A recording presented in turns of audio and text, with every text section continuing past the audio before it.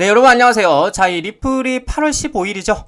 8월 15일 대형 이슈를 앞두고 눈치를 보면서 좀 행보를 해주고 있는 모습을 보여주고 있는 상황에서 리플사의 최고 법무 책임자가 SEC 위원장을 긍정적이게 언급을 하면서 근 5년간이죠. 근 5년간의 소송이 마무리될 것으로 기대가 되고 있는데 관련돼서 대응 방법과 어떤 이슈들인지 함께 살펴보도록 하겠습니다. 자, 뉴스를 보게 되시면 리플 법무 책임자 SEC 위원장은 훌륭하다라면서 3년간 아니죠, 거의 5년이죠. 5년간 소송 종지부를 찍나라고 얘기를 하고 있어요. 자, 내용을 보게 되면 SEC와 오랜 기간 동안 법적인 갈등을 빚고 있던 리플사의 최고 법무 책임자가 SEC 위원장을 공개 칭찬하면서 오랜 기간 동안 이어져 온 소송에 대한 종지부 가 찍히는 것이 아니냐라는 기대감이 나오고 있다라는 거예요. 자, 그래서 리플 최고 법무 책임자 스튜어트 알데이로티는 자신의 SNS를 통해서 SEC 위원장 폴 애킨스는 이전 정부가 암호화폐 기업들을 해외로 내몰았다는 사실을 알고 있다면서 지금은 명확하고 적절한 기준 마련에 집중하고요. SEC의 과도한 권한 남용을 막기 위한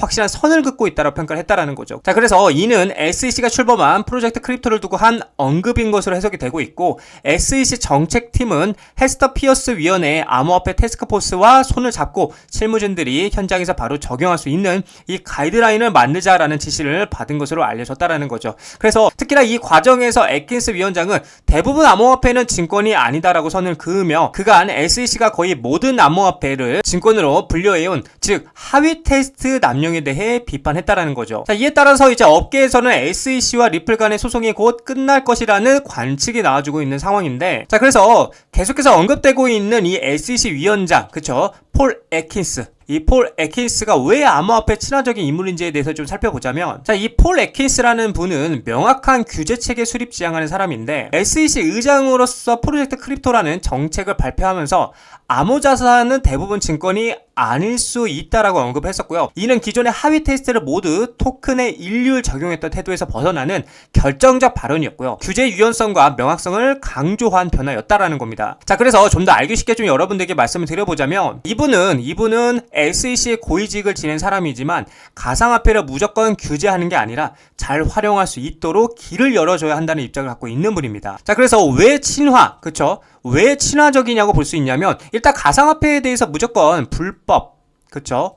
불법은 아니다라고 말을 하고 있고요. 대부분의 코인이 증권, 즉 불법 투자 상품이 아닐 수도 있다라고 말을 했었고, 코인은 무조건적으로 규제할 것이 아니라 어떤 건 자유롭게 두자라는 입장인 거죠. 그리고 규칙을 분명히 만들자라는 태도 또한 기업들이 헷갈리지 않도록 명확한 규제 기준을 만들고 있는데, 예를 들어서 어떤 코인은 신고 없이도 발행할 수 있게 해주자라는 안을 내기도 했다라는 거죠. 또한 개인이 코인을 직접 보관할 권리를 강조하고 있는데, 은행이나 거래소에 맡기지 않고요, 내가 직접 내 코인을 관리할 수 있어야 한다는 말을 하고 있는데, 이건 블록체인의 여러분들 아주 기본적인 철학에 가까운 얘기라는 거죠. 그리고 저는 이 부분을 되게 높이 사는데, 관련 기업에 본인이 뭘 하고 있다? 직접 투자를 또 하고 있습니다. 실제로 이제 이 폴 애킨스는 코인 관련 회사에 투자를 하기도 했고, 디지털 자산 정책을 만드는 모임에도 아주 적극적으로 참여를 하고 있다라는 거죠. 그러니까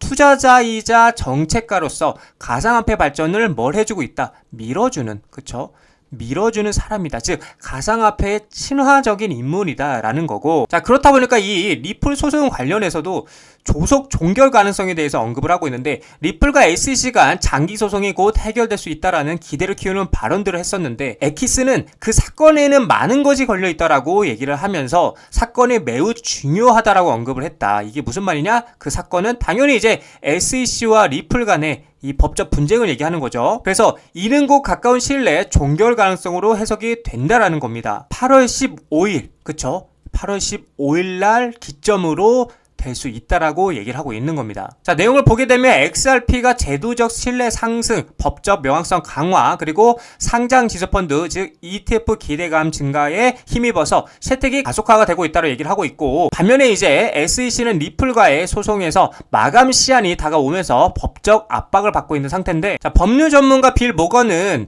SEC는 아직 리플 소송에서 항소를 철회하지 않았다면서 2025년 8월 15일 얼마 안 남았죠. 항소 법원에 보고해야 하는 하는데 이것이 마감 기한이 될 수 있다고 분석을 했고요. 그는 SEC가 추가 시간을 요청할 가능성도 있지만 앞으로 2주 이내에 관련 소식을 들을 수 있을 것이라고 얘기를 하고 있는 거죠. 자, 그래서 제가 여러분들에게 계속 말씀드리는 거, 본 게임, 그쵸? 이 본 게임은 아직 시작도 되지 않았다라는 거. 그래서 8월 15일을 기점으로 그동안 리플이 계획하고 있었지만 진행되지 못했던 뭐예요? IPO 상장이라든지 뭐 CBDC, 그쵸? CBDC가 있을 거고, 그 다음에 또 스테이블 코인 관련, 그리고 ETF까지, 그쵸?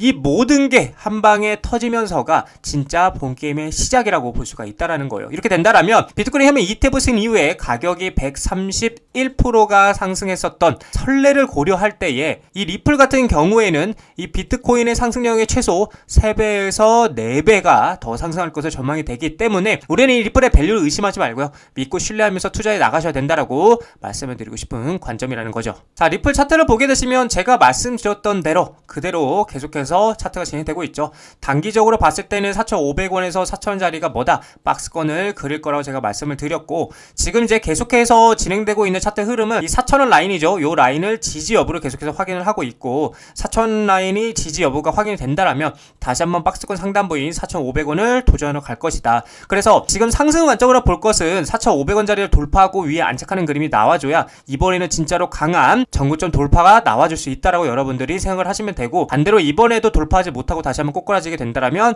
한 번 더 4,000원을 무너뜨리는 무빙이 나와줄 수 있다라는 거죠. 그래서 제가 말씀드리는 거, 이 4,000원짜리 아래에서의 매수는 굉장히 매력적인 자리다. 4,000원짜리 아래로 떨어지게 되면 우리는 뭐로? 매수로 대응하면 된다. 분할 매수로. 그래서 4,000원짜리 아래에서 매수를 하게 되면은 굉장히 이제 우리가 수익을 보기에 유리한 자리이기 때문에 계속해서 매수로 대응해야 된다라고 여러분들에게 말씀을 드리고 싶은 관점입니다.